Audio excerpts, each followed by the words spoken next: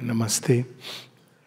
So, this is supposed to be a series of class for the newcomers, and I must say that we are all newcomers.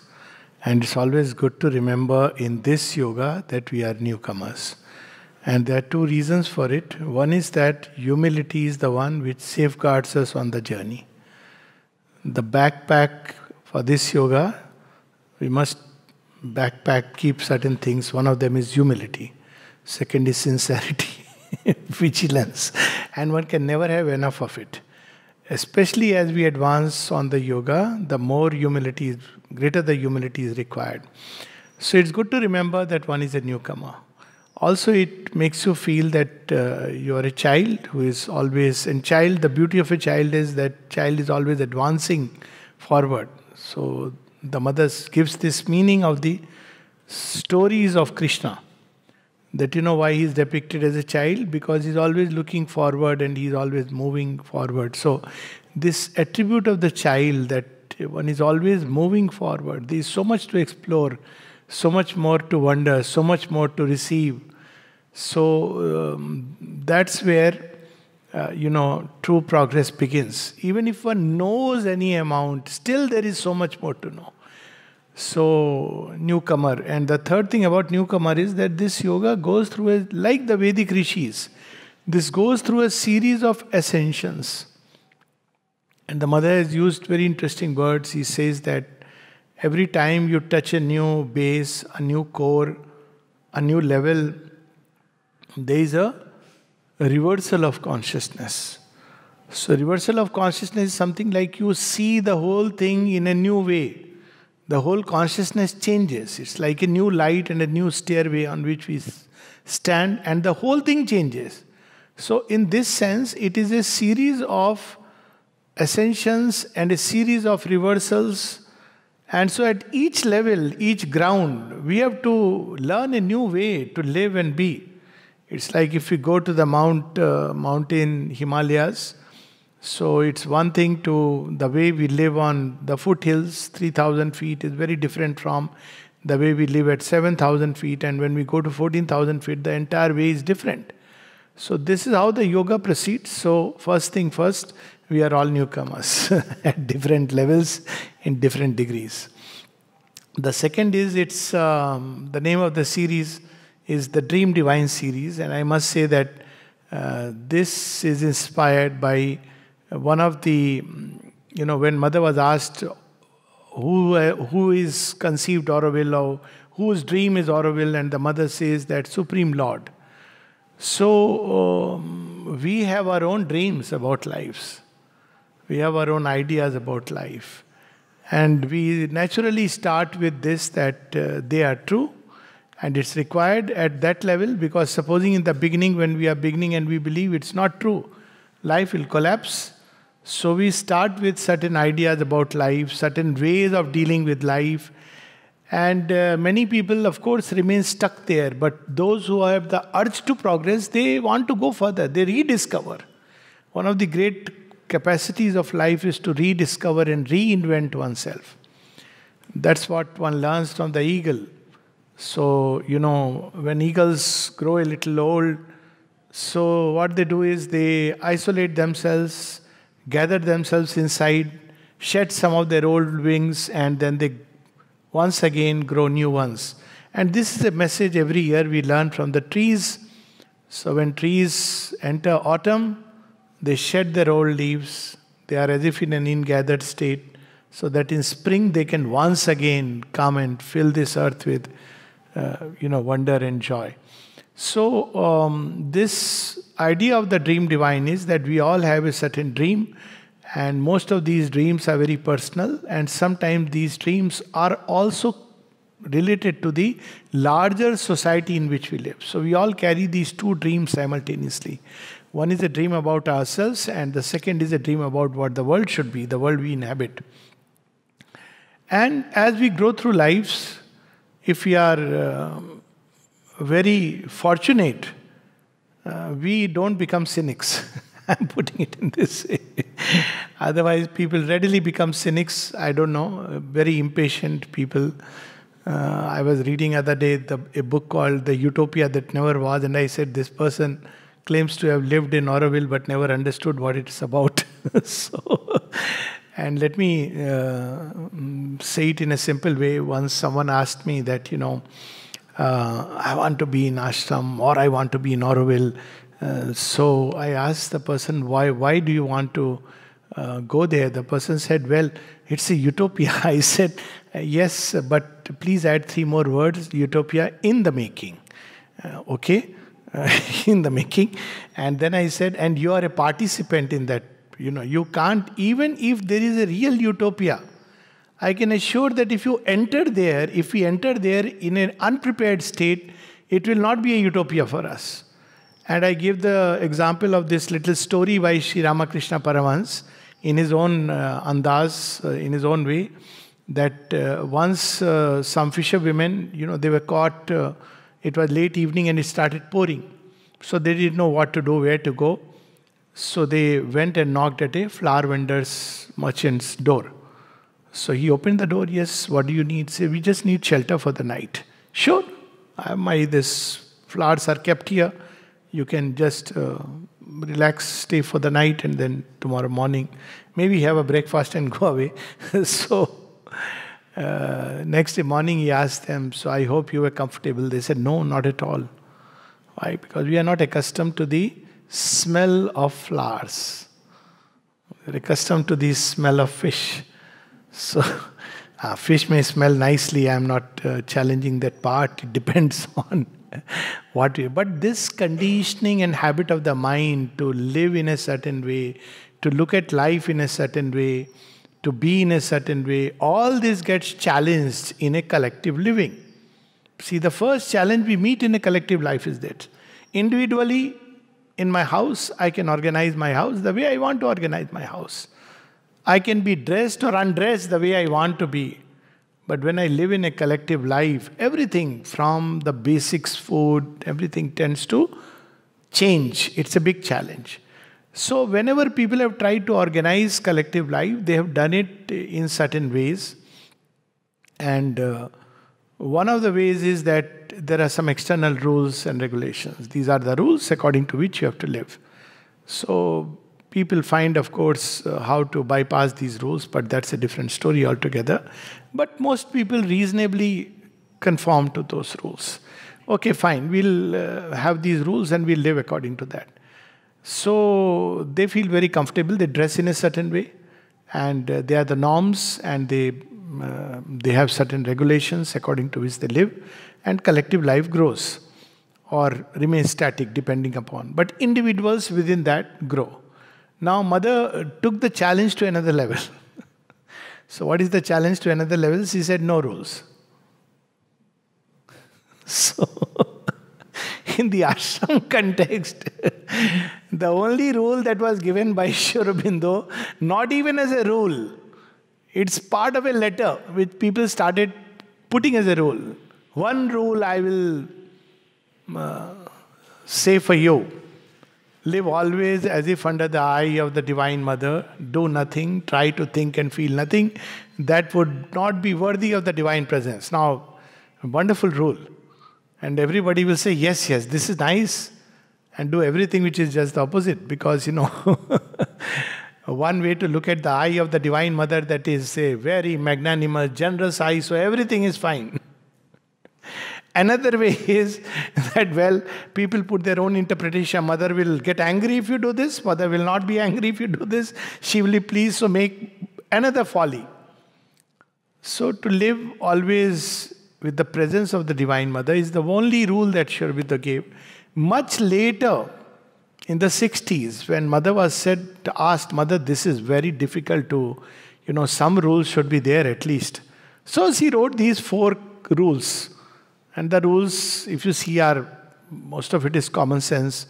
Rule 1, no smoking. Rule 2, no drinking, which includes drugs. Rule 3, no politics. Rule 4 was no sexual intercourse. But she knew, she understood human nature, and the rules were meant with a certain idea and purpose. So she explains why these rules are there. Obviously, smoking and drinking tends to disturb your state of the brain and how, and drugs, of course, and how is one to really lead a, forget about spiritual life, even a human life in the true sense, if one is addicted to certain things. And who will know who can get addicted? Politics, of course, as Shubindu has said, he wants politics to be of a very high order. And in one of the places, the mother says, Shubindu deeply loved his motherland, but he withdrew from politics because neither India nor the world is ready for the kind of politics that he wanted. And he speaks of that. This is politics based on dharma. Dharma, not just dharma as religion, but dharma as the truth inside. So where is truth in politics? It mixes very badly. So that's why he had withdrawn, for the world to be ready for the true politics. And sexual intercourse, because one is of the, people get married, then they have children, so it creates challenges and difficulties in life. And of course, it can sometimes disturb the atmosphere if there is too much of certain activities. So this was the reason. But none of these were regarded as absolute rules. There were people within the ashram, I must tell you, that who used to ask the mother for money for the cigarettes, and the mother would not give money but give cigarettes. So there were people, Dara was one of them, there were others. There were people who would ask for,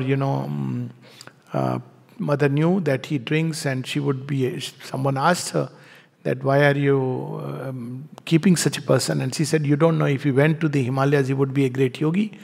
But he is here. So he has taken this problem upon himself. Now mother could say it, but there will be 100 who will justify, saying that I am the one who is taking this problem upon myself. But nevertheless, it shows that there is a deeper dimension to this yoga than what appears on the surface. If you go to the ashram, for example, and the same applies to Auroville, but Auroville is still okay, it's a township. But if you go to ashram and you want to meet an ashramite and you are looking for one, you will never find with the dress. There is no external marker. There is no formal dress. But many collectivities which are formed around religions, so they are created by some kind of formal, now Sikh later on, so much of row is taking place. You should dress in this way, you should do this, or you go to a typical ashram. The Brahma. I went recently to one of the gurukuls, and the brahmacharis are supposed to be wearing a dhoti and dhoti around there. This thing looks very nice, but they're the same people. So when the meal was served, I just said, it's really very well made. He was very happy, and the lady who was there, who was one of the trustees, said, very nice, you said, we must tell them, they feel enthused about it. So that's about it. It's like anywhere else. You tell that meal is very well made, and the person is very happy about it. So an external marker, the big problem is, it conceals a lot of things which are going on inside. So these collectivities give a very neat facade, like a house which may look very nice, fabulous from the surface and the walls. But if we go inside, the husband and wife are fighting, and until the bell rings. So when the doorbell rings, then both of them, please come. Such a nice couple, they go back very happily. This is a delusion. This is a kind of, state in which we live. It's a kind of deception in which we live. And we deceive ourselves so often that we begin to believe in it. So mother doesn't want deception. She doesn't want hypocrisy. She wants truth. So she has removed that possibility. So, okay, in inner life, another kind of collectivities are where we have certain common beliefs. Common beliefs are there in, let's say you follow a Sikh Sangat or a Muslim Brotherhood. You have to believe that, Allah is the only one, not only the greatest. Or you follow another kind of doctrine. So you have to believe that this, you can't afford to question, challenge. And I was reading something very interesting today. I have read it earlier. Where he describes Shri Krishna as a friend. There are several aspects of Krishna. One of them is a friend. He says, and you know what is the beauty of a friend? He says, with a friend you can question him. You don't tell a friend doesn't tell you better believe me, otherwise you will be condemned. A friend doesn't say that. Isn't it? We can question a friend. We can sometimes say, I don't think your action was right. And the friend will not be angry with you. He will try to explain, or if he cannot explain, he will keep quiet. People used to ask mother. Sometimes someone said, "Mother, I know you are divine, but this is a mistake." Close confidant of the mother. And mother just smiled. She didn't answer. So that belief systems in which there is a fixed format even in our relation with God, even in our basic way of life, she removed even that. So you can imagine. So we can approach in 100,000 ways. But what she is doing, she is trying to bring out the truth of each individual. That's what you see, Swami Vivekananda once said in a very inspired moment, that the true ideal age will dawn when each person will have his own religion. And by religion he meant his own approach towards truth, towards the divine. Now, this creates a tremendous problem in a collective life. Each person will have his own approach. And if we look at it, this is exactly one of the tenets of Sanatana Dharma. Ekam sad vipra bahudha vadanti. There is one divine. The wise call by different names. They approach by different names.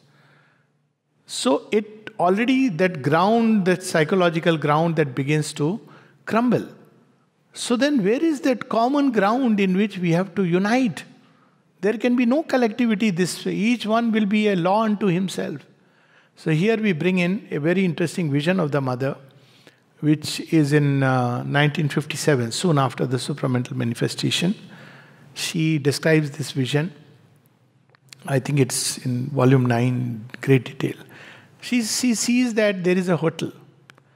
And in this hotel, there is a room reserved for an old lady and her daughter. So there is a mother and daughter. And this hotel looks very nice on the outside, but so many things inside are being demolished and constructed. Demolished and constructed. Demolished and constructed. Constantly it is going on. And it's going on in such a way that if one was to step out even of one's own room and move into the hotel, there was a risk that you can't find back your own room. This was the state of affairs. And this daughter, this mother, she wants it to continue this way. Demolish and rebuild. And the daughter, she somehow can be in the room and has this ability to be in every room. And yet at some point, they both step out to see what is happening after all. And after going around places, they can't come back. So they don't know where is their rooms. So suddenly they happen to, by chance, hit upon a manager's desk, administrator. So they ask the administrator, "I have lost the keys and the passage to my room. Can you take me there?" And the manager says, "Yes, of course." So he takes the keys, bunch, and they follow. And as they follow, again they go through strange passages. I'm sure many of us have seen such things in dreams and visions, and now the meaning is... So they go through, they try to find, but they can't figure out till suddenly the daughter finds that the manager and the mother disappears, vanishes. And along with that, all this construction seems to vanish. So the mother gives the key. So the hotel, big hotel is of course collective, any collective life. And the old lady, the mother is the old consciousness, the mental consciousness. And the old consciousness, old way of life has always been to destroy and rebuild. See, this is the challenge, to destroy, to demolish and build. This is how we standard do. I think all the builders do like that. And because it's far easier. I mean, I take the example of a couple. You are not getting along well. Just separate. Let's get along somewhere. I mean, it's not about being right or wrong. This is the way the mind operates. Friends, they can't get along well for whatever reason. Temperamental differences. Let's leave. Let's find another friend. They go their way. Isn't it? This is the old way of doing. But then the mother says, and the manager is the mind. It believes it can find the way to organize it, but it cannot find the way. It doesn't have the key. And then the daughter is the new creation. She doesn't want it this way. She wants a superstructure. Now, in this superstructure, meaning thereby, there is something towards which the entire collectivity is striving, and in that process they rebuild. It's something like that. She spoke about Auroville as the Tower of Babel in reverse. So we know the story of Tower of Babel. I think last time also I spoke about it, where people want to build a tower from, it's a biblical story, from here to heaven. And as they are trying to build the tower, the devil gets the wind of it. Before human beings realize, the devil has the wind of it. Oh, utopia is being built. Okay. And he enters. And how he enters, this is very interesting. Shovinda says, what has happened to religions? He says that there is an entry donning the formal garb of the religion to which you believe you belong, or you claim you belong. But it is done to destroy it. It's like entering the enemy camp, behaving as if you belong to them, and then you destroy it from within. So Sri Aurobindo speaks of that. And this is what has been happening so far. That there is this demolition and continuation. The mind tries and tries.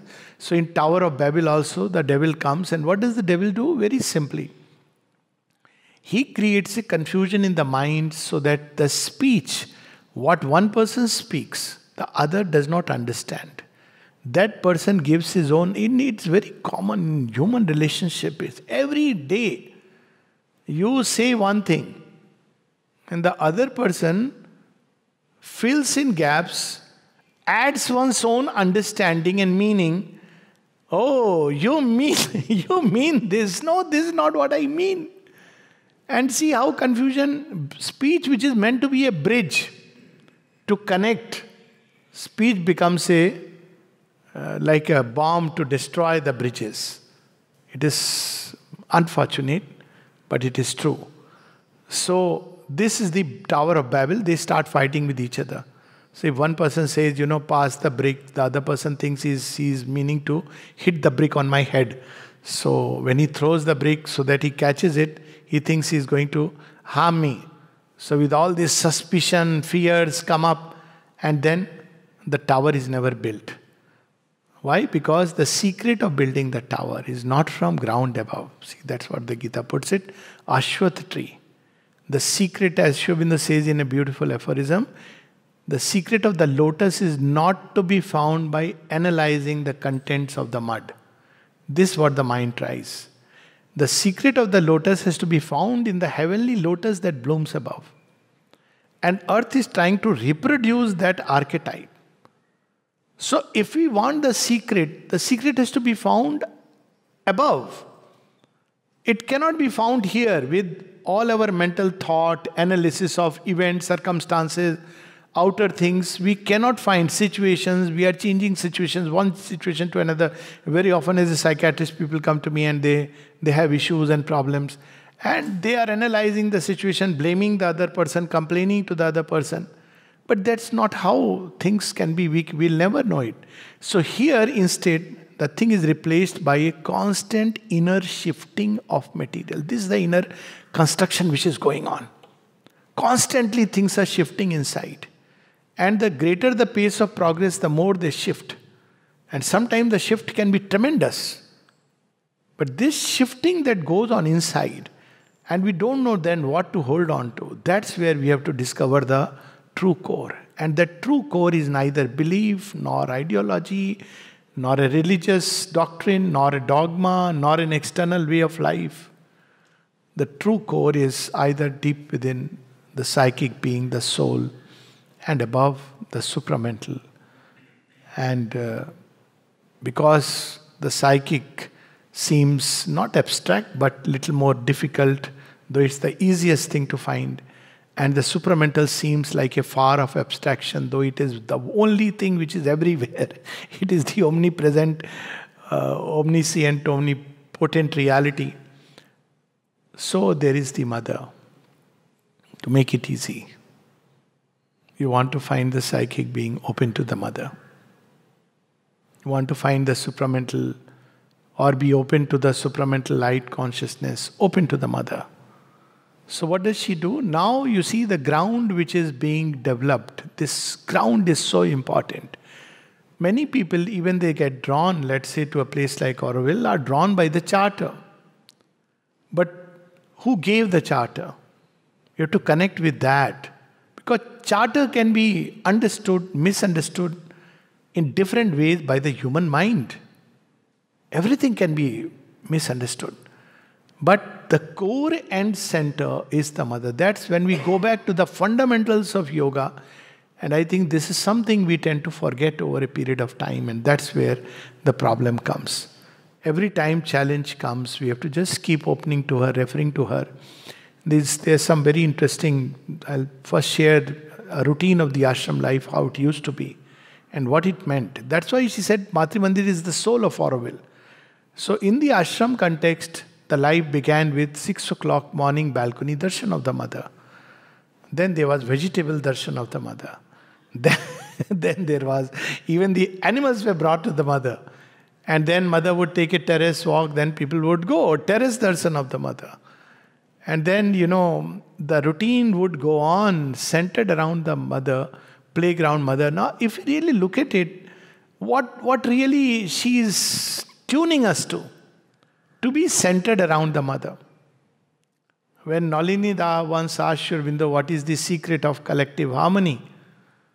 Sri Aurobindo's one-line reply was, union in the mother. And that is the state towards which man has to evolve, where everything gets more and more centered in her to start with and joined in her. So that whatever be our outer differences, and there will be differences. In fact, differences are not a cause of problem. This is not an artificial collectivity where you iron out differences by, some kind of a rod and stick. But there has to be an appeal to this central, liberating, transforming something which we know as the mother. And if we look at again the ashram life, I remember at least there are 3 people whom we all, I won't name, and they fought with each other so much, they couldn't see each other eye to eye. But all 3 were very close to the mother. If they were left on the road, they may have actually punched each other. But each one was close to the mother in their own way, and she nourished and nurtured them.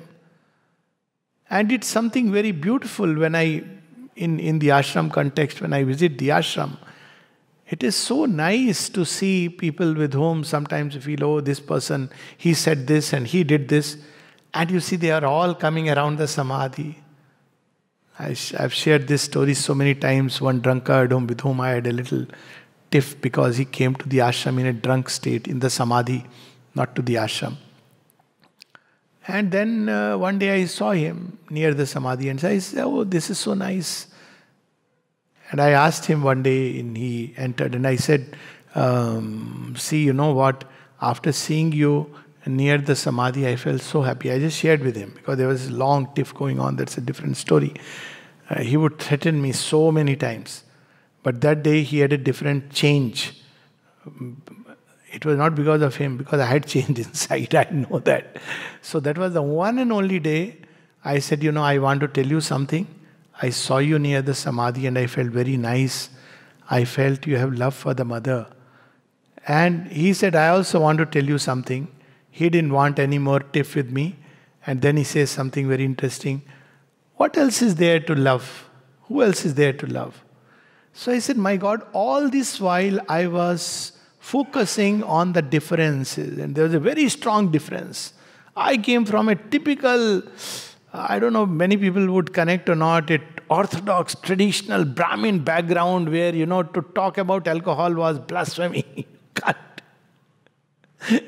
You can't imagine that first time when I smoked, and by chance it so happened that my sister came accidentally to give me a surprise, and I was surprised because I had a cigarette in my hand.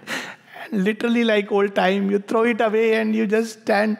And she says, "What? You were smoking?" I said, I was caught literally unaware. And then I got the first lesson of yoga that you can be caught unawares. Nothing can remain hidden. This is the beauty of this place.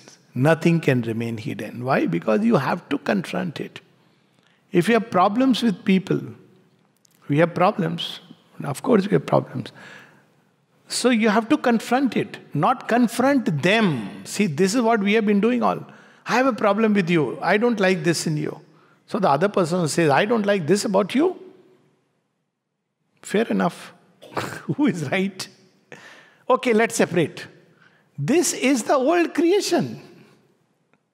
So easy to do. It doesn't require any big effort to do that. But when I have a problem with people, I look inside and I see what's my problem. So many times I have made my own discoveries. I am sure everybody will make their own discovery. In a relationship, I have discovered that my love in my heart is not yet powerful and adequate. And I have, mother speaks about it, that every time I see one of my children, she says, I hold myself responsible even for those who have revolted and gone away. At another time, I have discovered that I am still attached to something, a way of life. Say in a workplace, you feel the work should be done in a certain way. And of course you are right, we are all right. It's like, it's not about right and wrong. All of us are right. So, in the beginning you start, should be done this way, it should be done that way. And when people don't listen to you, the normal tendency is, they don't understand. You stand on a pedestal. They don't know, ignorant fellows. And God smiles. And if next time we say the same thing, He laughs, hearty laugh. Fool, look inside. And then you discover you are attached to a way things should be done, and you believe that's the only way it should be done.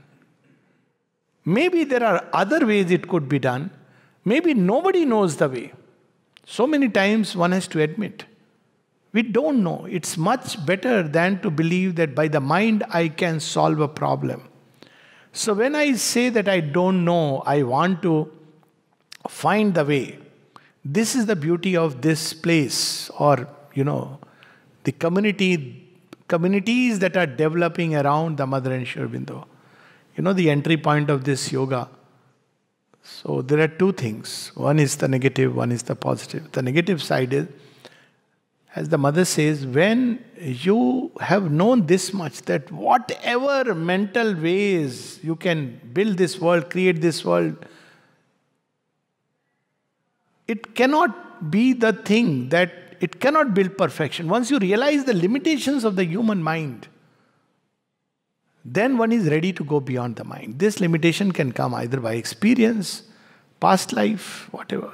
It can dawn an aha moment, because you see, you don't have to actually experience everything and everybody. You look around the world and you discover that the mind is inadequate, incapable. That's how she says psychic discovery. The mind is incapable of judging spiritual things. So this is the negative part, where we realize that the mind cannot solve the problem that the mind has made. Monkeys cannot solve the problem that are due to the monkeyhood. Monkey has to change into man-key, and man-key has to change into man to solve the problem of the monkey world. And for them, there is help. Rama comes, and the monkeys join together, and they are humanized. So this is how the story goes. So the positive side is not to, if we have this idea mind cannot solve, then we can become agnostics, we can become cynics, we can be depressed. Many people become depressed when they look at the state of affairs. Oh, look at this Ukraine war, look at this war, look at this happening. So they become cynics. They understand somewhere that human beings are a problem. It's not that human beings have a problem. We are at least part of the problem. So, but instead of becoming a cynic, instead of despairing, instead of becoming pessimistic, well, this creation has emerged out of something tremendous, powerful, a greater consciousness, a truth, a reality. A truth occult has made this world. That's how Sri Aurobindo reveals in Savitri. A mystic, slow transfiguration work. There is a power which is at work in creation, which has taken our journey from dust to man. Let me try to surrender all my ignorance and knowledge at the feet of that. Because my mind cannot solve the problem. It can multiply. See, all over, wherever mind has tried. And we are reaching those limits in every field. In the field of physics, which is the hardcore, mind has reached a point where it doesn't know how far to dig for the infinitesimal. It has reached a point where it doesn't know whether consciousness is or is not. It has reached a point where it doesn't know whether electron makes a choice or it's driven mechanically, whether it's a wave or a particle. In the field of biology, we have reached a point, we know genes are determining things, but how are they determining? Where is the switch? How does it all happen automatically? We don't know. And the doctors, all good doctors, sensible doctors know that they can give the medicine, healing is always the grace. So there comes a point where we realize that, medicine has pauperized the natural healing capacity of a human being. So we have reached a point in every field. In psychology, there are people who have written, I don't want to name again, whose book once became very famous, that, methods of mind control. And the person died depressed, committing suicide. This is the strange irony. The day the mind realizes that this is not enough, there is something greater, higher, truer. And Sri Aurobindo takes this truer through levels and levels of ascending spiritualized mind toward the supermind. So we come back to the same point. The mind must learn to abdicate and surrender itself to the Divine Mother. Collectively, it won't happen immediately. Then we'll be like that. There are ladies who come with their children at the samadhi, and if the child is playful, she will catch the head of the child. I don't know, some of us must have witnessed it. Forcibly put it on the samadhi. Almost looks like he's banging the head. And the child is suddenly wondering, what has happened? What did I do wrong? He was connecting with the mother in his own way, beautifully. Or in the dining room, if he doesn't like the food, they want to force, this is prasad, you must have it. True, it's prasad, but the child is not there yet. So it cannot be done by any kind of external imposition. So how can it be done? We come back to the same point. Sri Aurobindo and the mother gave this wonderful key. Before we have a Gnostic collectivity, which is what we are speaking about, we must have Gnostic individuals. So the individual yoga must proceed before we can, at our present level, talk about all suddenly collectivity joining and it becoming a collective yoga. So individuals must progress. But since there is also the collective ground necessary, because there is an interdependence, individuals are not cut off from these. Even if one seeks moksha, liberation, sannyasis knew this. That's why they wanted to withdraw, because they knew that if they live in the world, it will be very difficult to even practice liberation cutting off from the world. Very difficult. Sannyasis knew that. Yet it can be done. It's not that the Gita gives us the royal road toward becoming a Jivan Mukta. But it's not easy. So collectivity has an influence on the individual. It will pull you, it will drag you. You're living in a world, and so there'll be 101 things. So that solution is not a solution where one cuts off from the world. So the mother says we must work on two levels. Individually we must progress, and also we must share this with the world or the collectivity at large. And I suppose these kind of meetings are like that yajna. That's what it used to be in ancient times, the idea of yajna, where the Purohit came, the Rishi who had already realized things. He would come with a batch of Rishis who were Uparishis, and they would come together and there would be a central fire in which they would put the ahuti, and everybody then gets the prasad. So the second idea is, and that's why the mother had started collective meditations in the ashram context, so that people can meet in a common ground. Debates and discussions are the ways of the old consciousness. But meditation and maybe coming out with some kind of whatever as an offering, a thought, an idea, with utmost goodwill is the way of the new consciousness. And there she says what we should do in these collective meditations. We should go deep inside, try to connect with the core,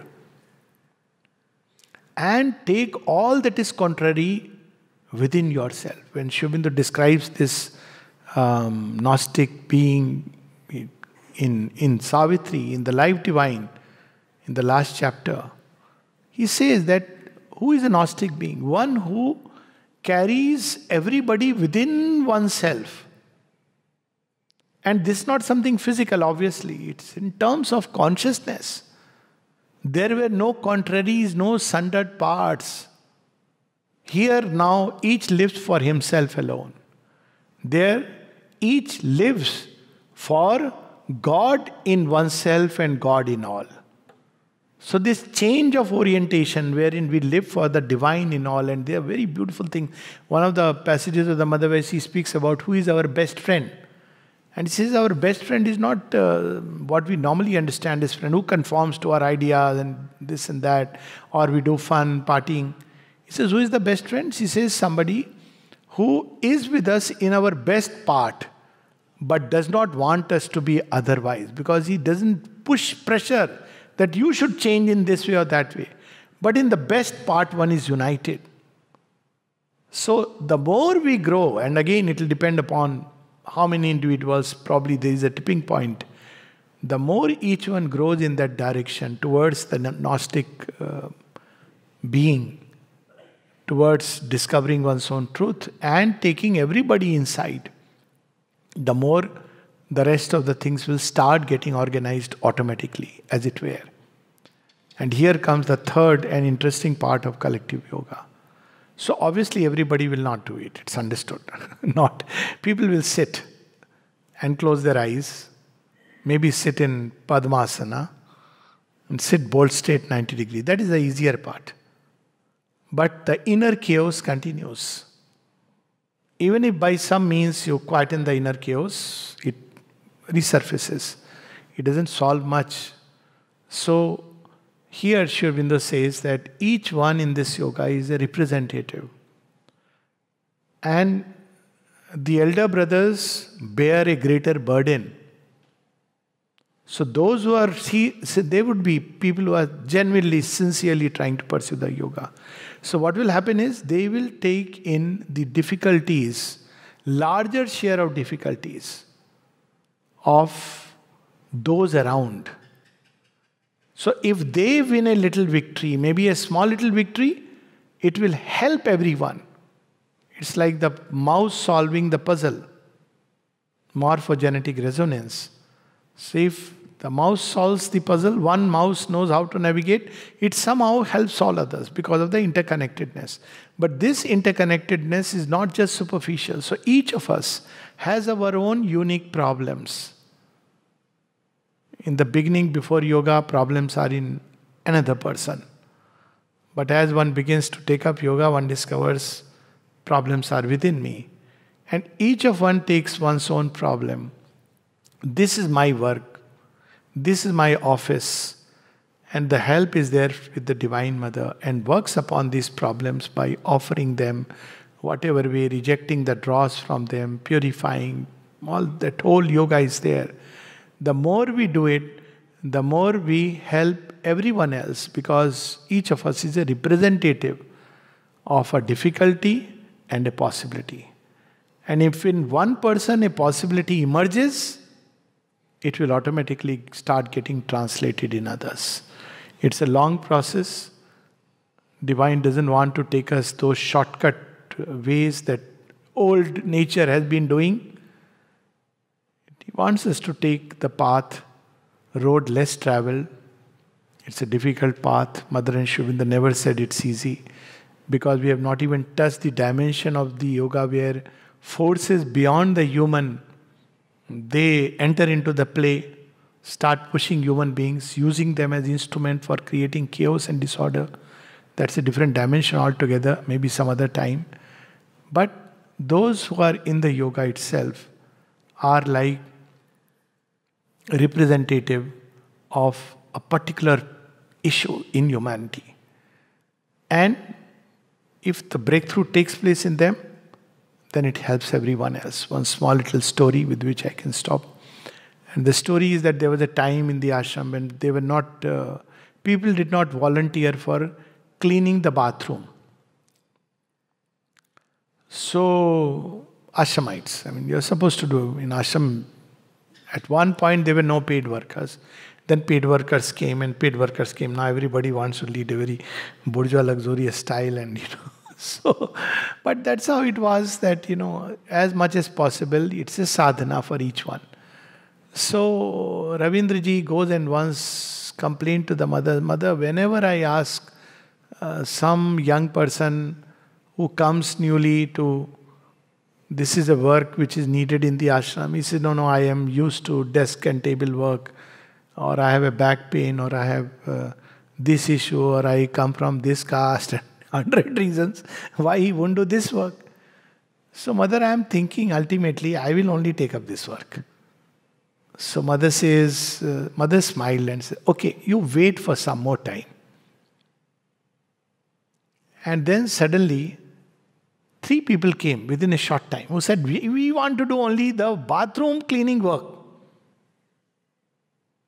So then he went to mother, said, Mother, what magic you did? He said, no, I didn't do the magic, you did the magic. So what was the magic? Because within you, you broke this barrier that cleaning the bathroom is something bad or low. And you presented yourself that I'll do this work. Therefore, it had a cascading effect. And then people who came, they caught that idea and they started offering for this work. So it is this inner barriers that we have to break if we want to create a ground of unity.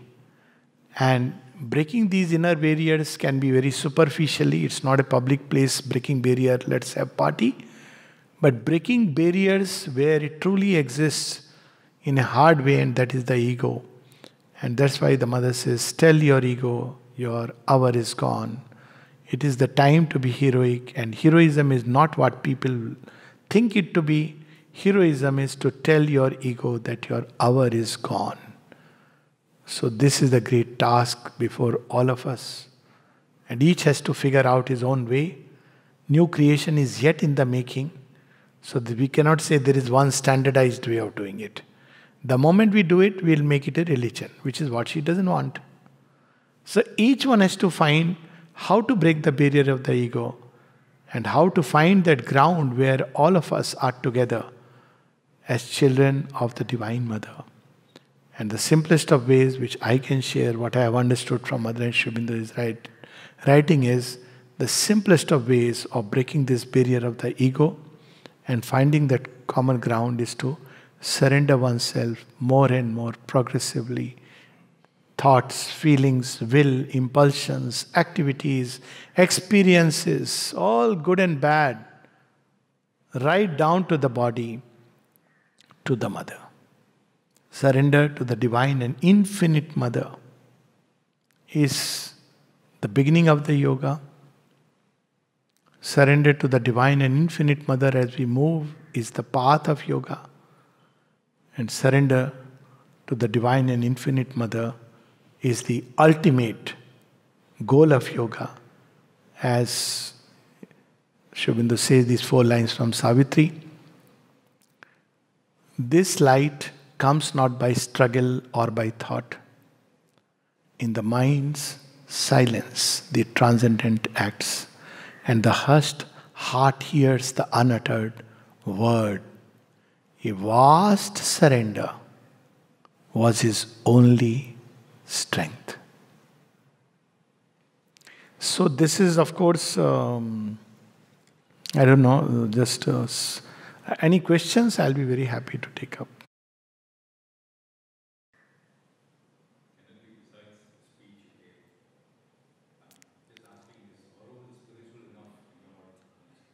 Is Auroville?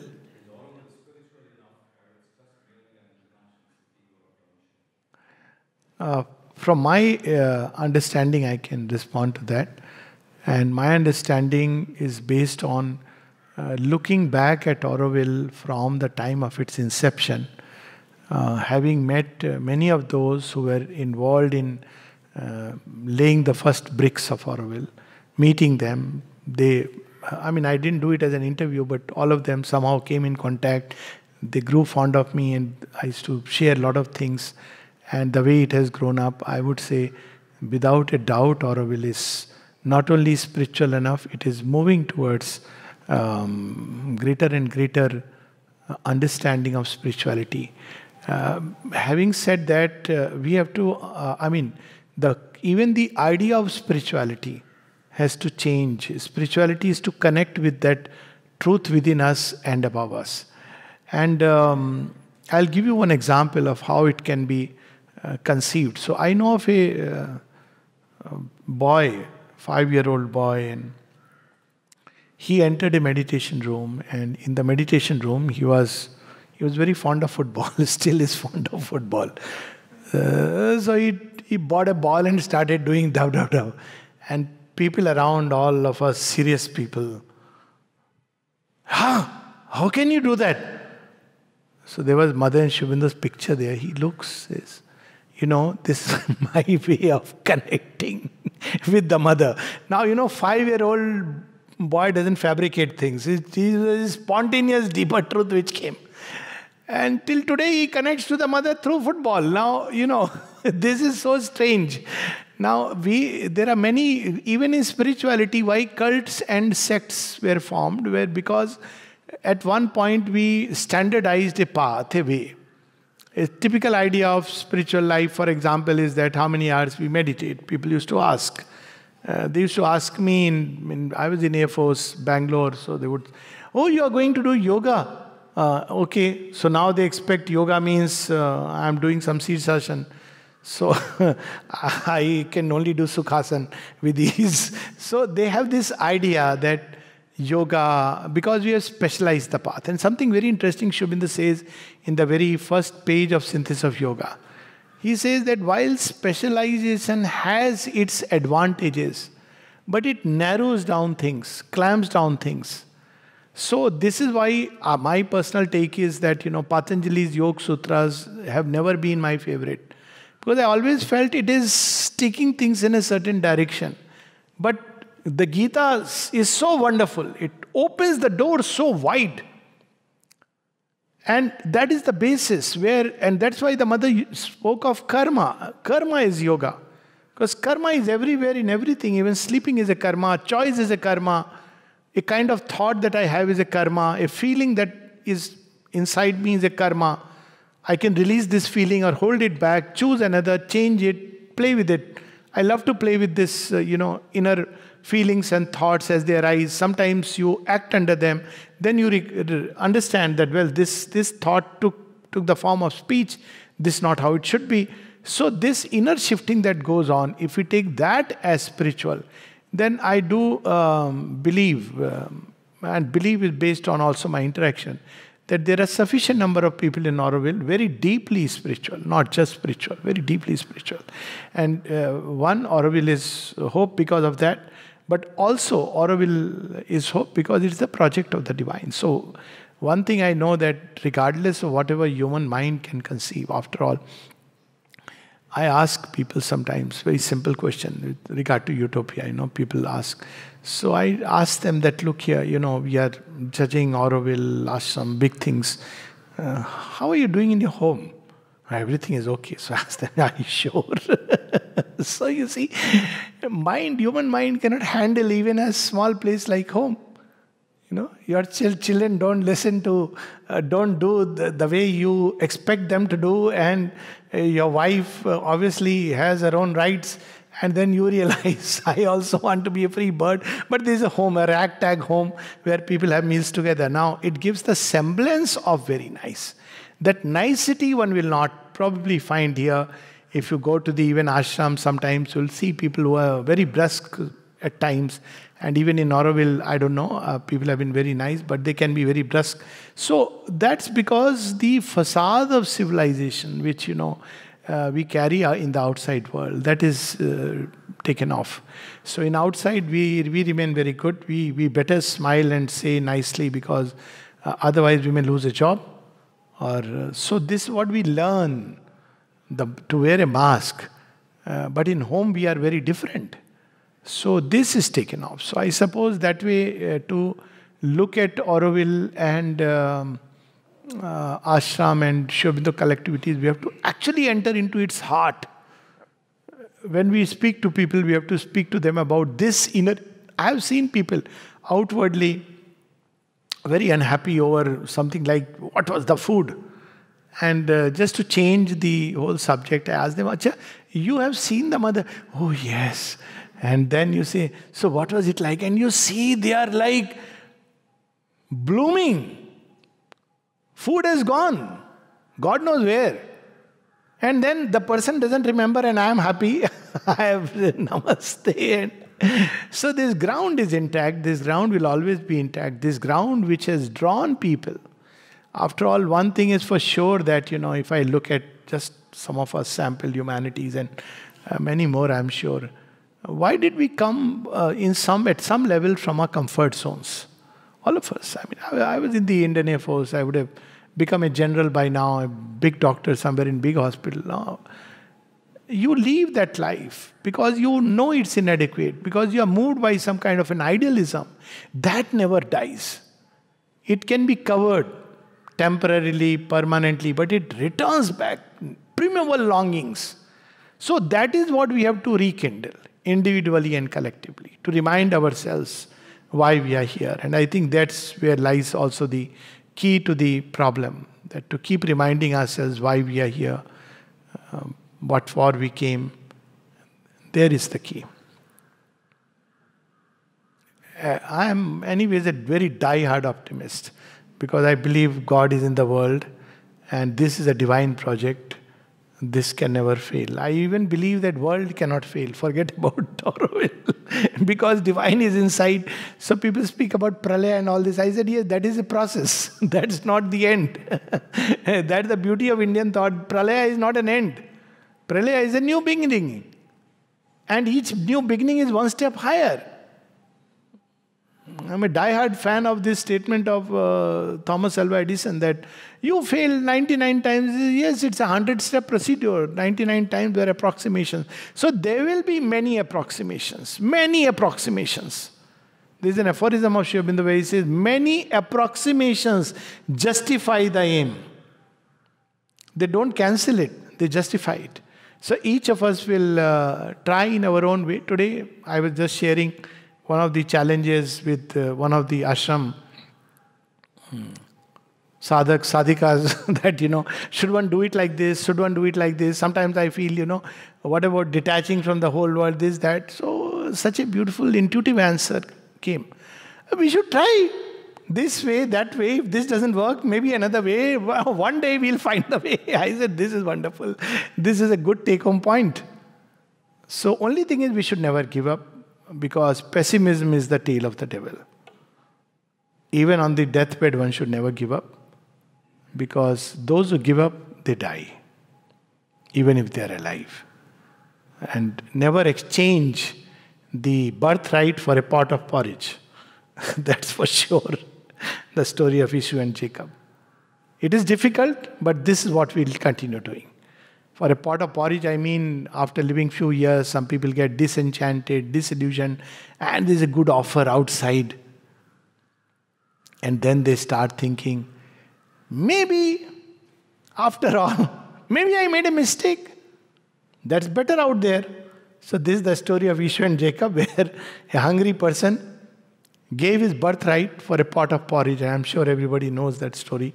Mother spoke of this story and said, this should never be done. You have chosen something, go through to the end, whatever happens. Even if in a life, there is a poem of Sri Aurobindo, Meditations of Mandavya, where he says, I have a thirst, and the thirst presupposes water somewhere. But in this life, I may never find. Old nature sits a phantom on the way. Old habits tie me back, pull me back, or tie me down. Yet, I shall persist, O Lord, I have a thirst. And the thirst says there is water somewhere. So with this faith we must walk. Every time these things come, they come inevitably. Everywhere they come. We should remind ourselves, rekindle this fire of aspiration and faith, and know that this does not depend upon me, but on the divine. And to keep reorienting myself to the Divine Mother. One small last little story. Sorry, I like Bhandara. It opens. So once a lady, she was suffering from blood cancer in the ashram context. I can say the name, Gyan Ben, some of us may know. Meera Di's sister, Meera Gupta's sister, eldest sister. So once a group of students went to her to meet her, I was the one who was taking them. And I said, why don't you meet? And so they asked, Ki, what do you do here? So she said something very interesting. She's a lady on deathbed, with blood cancer. She said in Hindi, what a flavor. She said, बहुत सरल है, very simple. Whenever we have a cloud or a difficulty, we go to the samadhi and pray and give it to the mother. When we are happy, we go and pray to the mother. Both ways, we express our gratitude to the mother. This was a lady who, she knew there is no treatment. She died in 2 weeks' time of this statement, was in such a state of inner joy. So this capacity, I think, of reconnecting with the mother, whatever may happen,